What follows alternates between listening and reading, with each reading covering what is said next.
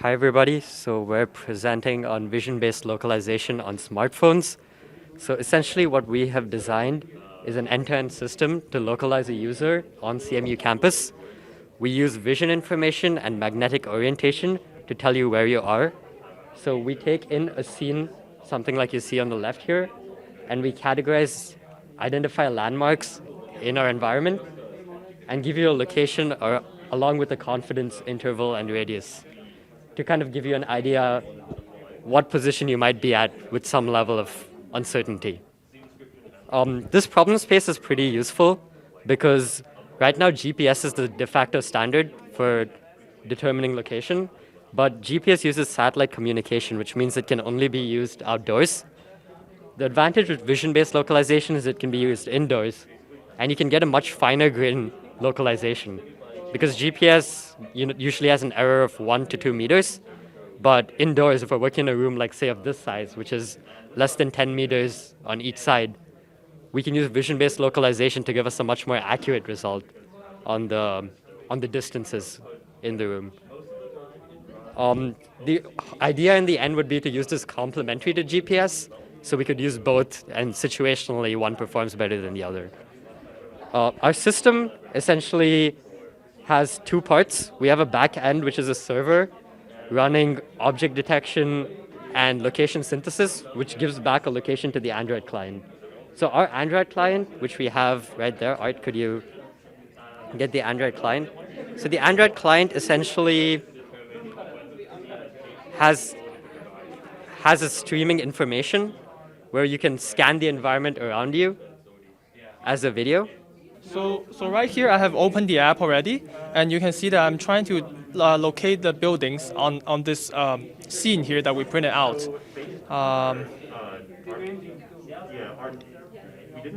And at this point I have detected something, and they asked me to switch the map.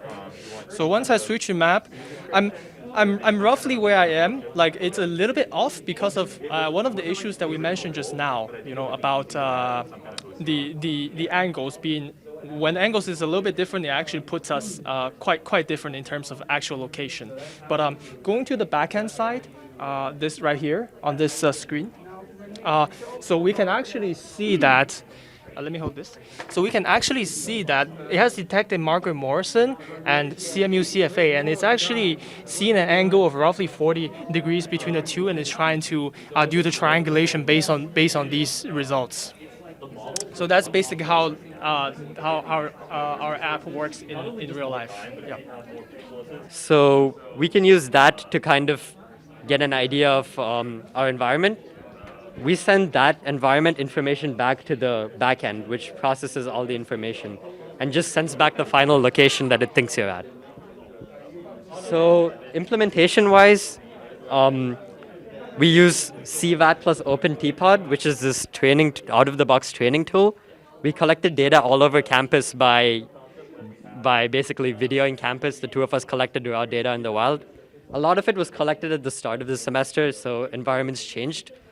The hope would be to get a much better object detector model. We would train this all around the year and gather more data to give us better results. But we essentially scan the environment, get two landmarks with high confidence, and we use this triangulation algorithm around with the orientation of our magnetic compass to tell us where we are. So there's some involved math here, but essentially all we need are two landmarks and our magnetic orientation. So finally, what we did deliver is a fully functional Android client along with a backend server that helps us accomplish this vision-based localization. There are a couple of challenges we had to resolve in the process. One of them was location inaccuracy. So this is a big thing because when you're dealing with locations as a function of distance, we need to be pretty accurate in how far away we are from things and how the angles change. Because if we look at an image like this, and we change the angles by even half, we're going to be positioned much further behind than we actually are. So we need to be very careful in how we measure this data, which is why we have to make sure the azimuth readings or the magnetic orientation is accurate. So one issue we had with the magnetic orientation is as seen in the picture here. When you hold your phone facing this way, as opposed to facing this way, the vectors are pointing in opposite directions, which means we're going to get a 180-degree offset just by tilting the phone up to down, as Art is showing right here. So we had to resolve that by making sure, if a user holds a phone straight and they shake a bit, we want to make sure that that doesn't cause a lot of sensor noise.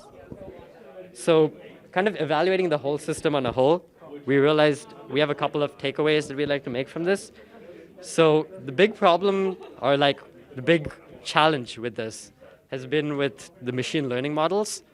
We require machine learning models to be really accurate, and they need to adapt to certain environmental situations like snow, falling of leaves, deal with the seasons as they come and go. So that's one process. The other is, since this is machine learning dependent, it's not as straightforward as GPS where you just set up satellites and you can localize. There's much more effort required in gathering training data, in being more accurate in tuning the hyperparameters and so on. There's also a factor of user input. While we do sensor denoising, we want to make sure that the user can give us good facades of buildings. We want to be able to identify landmarks that are actually visible to our machine learning model.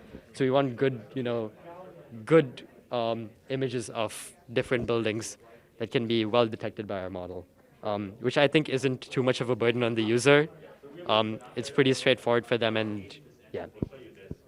And finally, just talking a bit about the future work that we plan to accomplish. Like I'd mentioned earlier, making our ML models better. We need to train them all throughout the year and hopefully get more data to help us accomplish that better. And we would like to use GPS as a sort of reference to kind of tell you how good you are. Currently, what we do is we just stand in a location, we measure, and since we know where we are, we just say, this is reasonably accurate. As a user, I would trust this. But if you want to get absolute results, we could use GPS. And right now, we do continuous location tracking within a session, but we don't let it close the app and restart. So that's more on the application side, which we plan to fix. But right now, a user can scan their environment and get a location. As you can see here, there's a demonstration.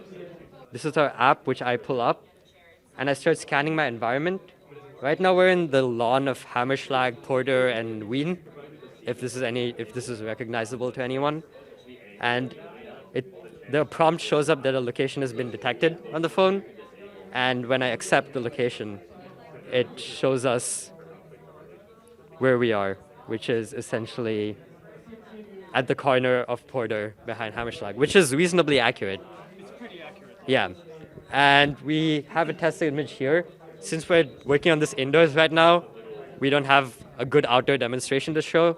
So our solution has been to take images of different things and use that as the image to recognize locations. This obviously doesn't work as well indoors just because we don't have a firm estimate of the distance as if we were standing in that location, but it can give kind of a reasonable quality of results for demonstrations. And so yeah, I think as for the project, things we would do differently is something I wanted to talk about. Right now we use magnetic orientation and two buildings to localize. One thing we could try is using just 3 buildings, because we have 3 degrees of freedom and we really need 3 variables to kind of solve this problem. By having a machine learning model and a compass, we have 2 degrees of uncertainty.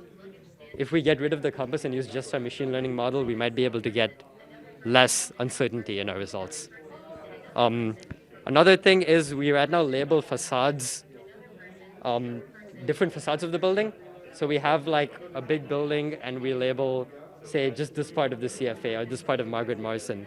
But ideally, now with our refined app, since we stream video, we could look at whole facades of the building, which could be twofold, the advantages. One is it could help us improve the confidence of our object detector, because now it's looking for one specific whole object as opposed to looking for different orientations and partial objects. The second is, since we're using hard-coded absolute truths for our landmarks, we can more accurately determine where we see the landmark. Because right now when we see this facade, we're not necessarily seeing the center of Margaret Morrison. But if we label the whole facade and we see that, we can be pretty certain that we're looking at the center somewhere in the image. So yeah, with that said, I think it's an interesting problem, and we've learned a lot in terms of machine learning and a lot of problems. And I definitely think with more work, more data, and more accurate sensing, we can make this a pretty usable application. Thank you.